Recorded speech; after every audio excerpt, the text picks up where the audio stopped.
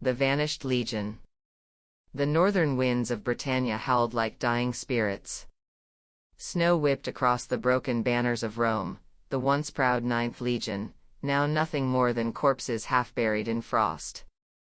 From the mist emerged Centurion Marcus Falco, his armor dented, his cloak torn, his face streaked with blood and disbelief. The battlefield was silent. Spears jutted like grave markers. Shields cracked, their eagles defaced. His men, his brothers, were gone. He knelt beside a fallen standard-bearer, clutching the golden eagle emblem ripped from its staff. "They took it," he whispered. "By the gods, they took the eagle." Somewhere in the shadows of the trees, drums began to beat, slow, primal, mocking. The Pictish warlords were not finished. They wanted the survivors alive. For ransom. For sacrifice. For Rome's humiliation. Marcus rose, sword trembling in his hand. "Form ranks. Shields," he cried to the few survivors staggering to their feet. But before they could answer, the sky split open. A sound, not thunder, not storm, but something alien. The clouds above twisted into fire.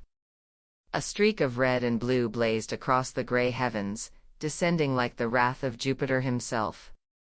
Snow exploded as the figure landed, shaking the ground. The centurions froze. The war drums stopped. Even the wind fell silent. A man stood before them, barehanded, eyes glowing faintly, cloak flowing behind him like crimson flame. "By the gods," Marcus breathed. "What manner of spirit are you?" The stranger's voice was calm, steady. "I'm not your enemy," he said. "I came because I heard the screams." He turned, his gaze piercing through the fog, across miles, straight into the hills where hundreds of hostages were held. The Romans saw not a god, but a force of impossible power, wrapped in human mercy. Then came the war horns, dozens of them. The enemy charged, screaming through the mist. Superman's eyes narrowed. "Stay behind me," he said. And as the first spear flew, the man of steel moved faster than sound, deflecting death itself, and for the first time in history, the gods of Rome fought beside mortal men. The warlord of the north. The clash of steel echoed through the frozen valley. Superman moved like lightning between men, shields shattered, spears splintered, but not a life was taken. He fought not to kill, but to protect. Every strike was measured, every motion a storm held back. The Roman survivors watched in stunned silence. One whispered, "Jupiter walks among us." Another dropped to his knees. "No," Marcus said quietly. "That's no god. That's a man, who fights like one." The Picts retreated into the fog, dragging their wounded. The snow was stained crimson. Marcus approached Superman cautiously, his sword lowered. "Stranger, your strength saved us. But who are you?" "Someone trying to stop more blood from spilling," Superman replied. "Where did they take the prisoners?" Marcus pointed north, beyond the Black Ridge. "To Hadra's keep, a fortress of stone and shadow. Their chieftain rules there. A man they call Wulfric the Bloodborne." Superman frowned. "Bloodborne? A legend," Marcus said grimly.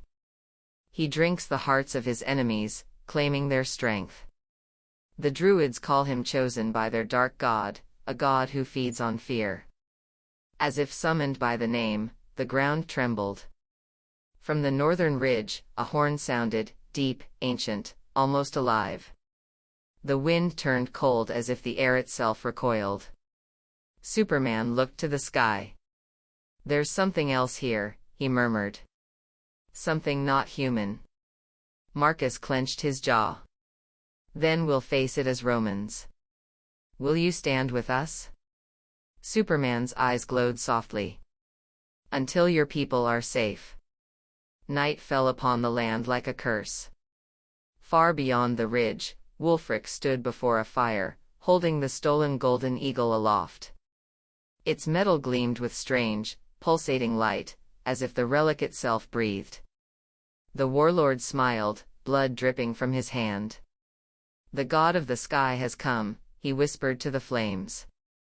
"Then let him fall before the god of the earth." The fire turned black. And somewhere deep beneath the soil, something ancient stirred. The siege of Hadra's keep.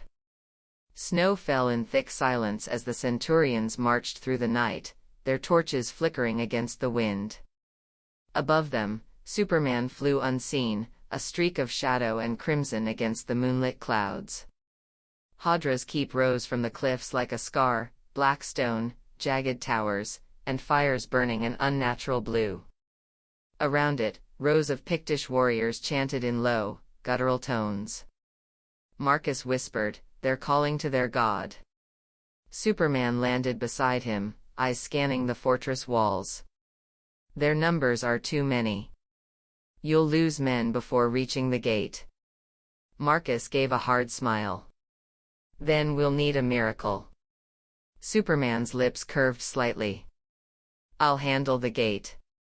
Before Marcus could speak, a gust of wind swept past, the torches extinguished.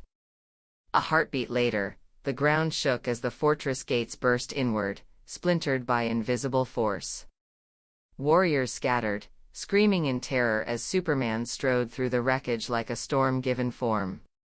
The centurions roared and charged. Steel clashed, arrows flew, but none found their mark near the man of steel. Every arrow shattered against him, every spear bent. Yet inside the fortress, the air grew heavy, wrong. The golden eagle rested upon an altar, glowing faintly red, veins of dark energy pulsing through the metal. Superman stepped closer, and felt it. The relic pulsed like a heartbeat, ancient, alien, and hungry. Then, from the shadows, Wulfric the Bloodborn emerged. His armor was made of bones, his eyes burning like coals. "So," he growled, "the god of light has come to kneel before the god of blood." Superman's voice was low. "I'm no god." Wulfric laughed, raising the eagle high. "Then bleed like a man." He drove the relic's staff into the ground, and the world exploded in red light. Walls cracked. Men screamed. A wave of dark energy threw even Superman back through the stone. When he rose, the air reeked of ash and power. Wulfric had changed, his veins glowed with crimson fire, his strength unnatural. For the first time, Superman clenched his fists, and felt resistance. The real battle had begun. The Bloodborn's curse. Lightning split the black sky as Superman and Wulfric collided, the impact echoing like thunder through the valley. Stone shattered. Flames spiraled upward. The fortress trembled under the force of two gods of war. Superman struck fast, driving Wulfric through a wall of granite.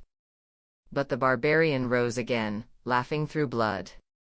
His wounds sealed instantly, his muscles burning with red light. "You cannot stop me," Wulfric bellowed.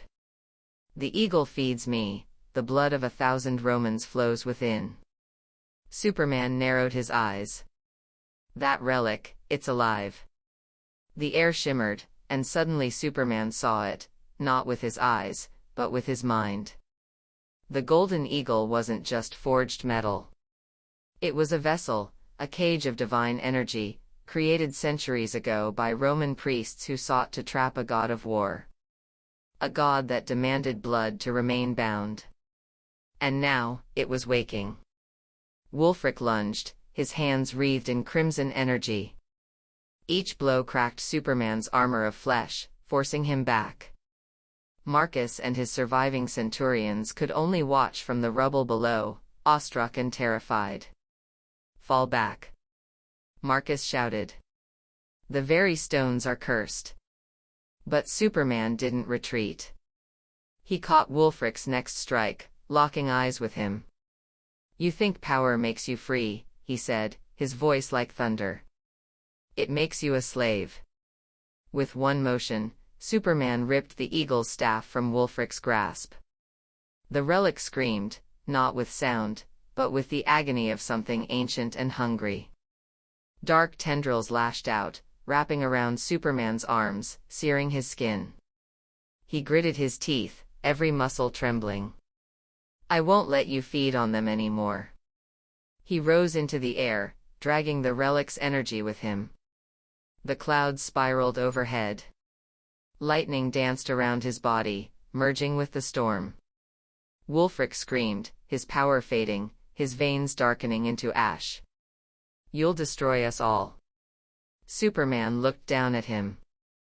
Then let it end with me. And with a final cry, he hurled the eagle into the heart of the storm, where light and shadow collided in a blinding explosion that split the night sky. The Eagle of Justice. The sky was on fire. Lightning cascaded across the heavens as Superman vanished into the storm, carrying the cursed eagle with him. The Centurions below shielded their eyes, their voices lost to the roaring wind. Marcus watched, frozen in awe. He's not a man, he whispered. He's justice itself. High above the earth, Superman gripped the relic as it thrashed with unholy power. The god within screamed, offering him temptation, power over empires, over life and death. You could rule them all, it hissed. Become the god they already see in you. Superman closed his eyes. They don't need a god. They need hope. He flew higher, past the storm, past the clouds, until only silence remained. Then, with a final surge of strength, he hurled the eagle into the upper sky. The relic burst like a dying sun, scattering golden fragments that rained down over Britannia like divine fire. When the light faded, the sky was clear again. Superman fell from the clouds, landing upon the snow, exhausted but alive. The Centurions rushed forward, surrounding him. Marcus knelt. Rome owes you everything. Superman looked toward the horizon, where dawn began to break. You owe me nothing. Keep your faith in each other. That's the power worth fighting for. Marcus bowed his head. Then tell us your name, so we may honor it. Superman smiled faintly. Names don't matter. Just remember what you saw tonight, that strength means nothing without mercy. He turned toward the rising sun, and in a flash of crimson light, he was gone. Days later, the Emperor himself received word, the 9th Legion avenged. The hostages freed. The eagle destroyed. But across the empire, rumors spread of a radiant warrior who came from the stars, a god who fought not for conquest, but for justice. In the temples of Rome, sculptors carved a new emblem, a golden eagle, wings spread wide, a single red stone gleaming at its heart. They called it Aquila Iasticii, the Eagle of Justice. And for centuries to come, bards would whisper the legend of the night a man from the heavens fought beside Rome.